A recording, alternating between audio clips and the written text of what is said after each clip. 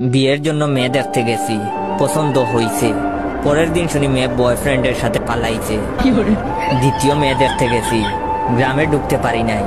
মেয়ের বয়ফ্রেন্ড দল বল নিয়া কইল গাড়ি ঘুরাবি নাকি বাংমু। তৃতীয় মেয়ে দেখলাম, বিয়ে প্রায় কনফার্ম, কেনাকাটাও শেষ।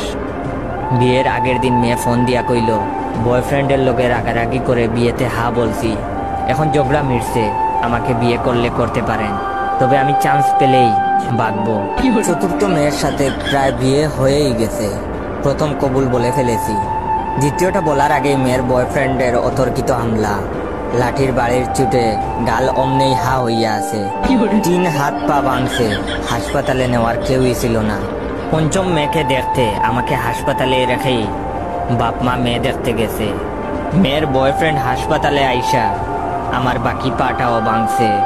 আপনারা আরো অ্যারেঞ্জ ম্যারেজের আশায় বৈশা থাকেন, প্রেম কইরেন না। তবে আমি মনে মনে সিদ্ধান্ত নিয়ে ফেলেছি, এই জীবনে আমি আর বিয়ে করব না। তবে আপনারা কমেন্ট করে বলবেন আমি কি ষষ্ঠ মেয়ে দেখতে যাব নাকি এভাবে সিঙ্গেল থেকে মরবো।